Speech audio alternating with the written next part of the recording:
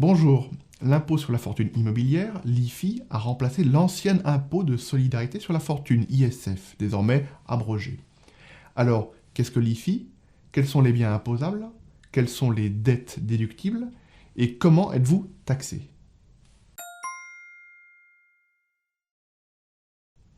Qu'est-ce que l'IFI? L'IFI est un impôt annuel sur la valeur de vos biens ou droits immobiliers. Il s'applique depuis le 1er janvier 2018 si votre patrimoine immobilier net taxable dépasse 1 300 000 euros. En principe, les personnes ayant leur résidence en France prennent en compte leur patrimoine immobilier mondial et les non-résidents ne prennent en compte que leurs biens immobiliers en France. Vous devez prendre en compte votre patrimoine immobilier ainsi que celui de votre conjoint ou partenaire de Pacs ou concubin notoire et celui de vos enfants mineurs. Vos actifs financiers, contrats d'assurance vie, de capitalisation, comptes titres, épargne réglementée, ainsi que vos biens meubles ne sont pas soumis à l'IFI.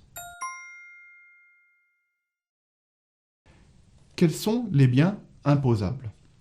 Les biens immobiliers dont vous êtes propriétaire et qui sont affectés à votre activité professionnelle sont exonérés d'IFI. Tous vos autres biens immobiliers sont imposables. Résidence principale, après un abattement de 30%, résidence secondaire, immobilier loué nu, titre de société détenant de l'immobilier, etc. Sont notamment imposables à l'IFI les parts de SCI, SCPI, OPCI, même lorsqu'elles sont détenues dans un contrat d'assurance vie ou de capitalisation. Si certaines règles sont respectées, il est prévu des exonérations, totales ou partielles, pour les biens loués meublés, les bois et forêts, les parts de groupements forestiers et les biens ruraux donnés à bail à long terme. Petit focus sur deux cas particuliers. En cas d'indivision sur un bien immobilier, chaque foyer fiscal IFI est taxé sur sa fraction indivise. Pour les biens immobiliers démembrés, usufruit et nue propriété, le principe est que l'usufruitier est imposé à l'IFI sur la valeur en pleine propriété. Le nu propriétaire n'est pas imposé. Ainsi, si vous donnez la nue propriété d'un bien immobilier à un enfant majeur et que vous conservez l'usufruit, vous restez imposable à l'IFI sur la valeur en pleine propriété. Néanmoins, il y a des exceptions, notamment en cas de démembrement résultant d'une succession, si le conjoint survivant a reçu l'usufruit des enfants de la nue propriété. S'il s'agit d'un usufruit successoral légal, il y a répartition de l'assiette imposable entre l'usufruitier et le nu propriétaire, alors que s'il s'agit d'un usufruit procuré par une donation entre époux, l'usufruitier est seul imposable sur la valeur en pleine propriété. Voilà pour l'actif imposable. Les dettes déductibles sont strictement encadrées. Il est possible de déduire les dettes afférentes à l'acquisition, la réparation, l'entretien, l'amélioration, la construction, la reconstruction ou l'agrandissement de vos biens immobiliers imposables. Et on peut également déduire les impôts locaux vous incombant en tant que propriétaire. Vous ne pouvez cependant pas déduire l'impôt sur le revenu et les prélèvements sociaux restant à payer au 1er janvier, pas même la fraction d'impôt correspondant à vos biens immobiliers locatifs.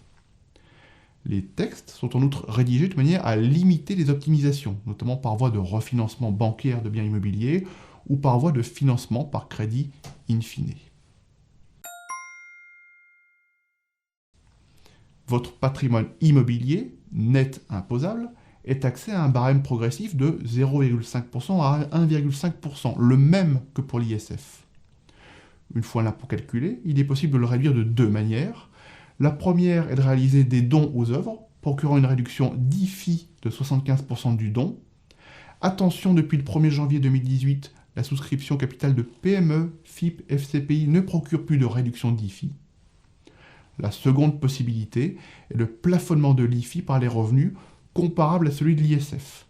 L'IFI et l'imposition due au titre des revenus de l'année précédente ne pourront pas excéder 75% des revenus.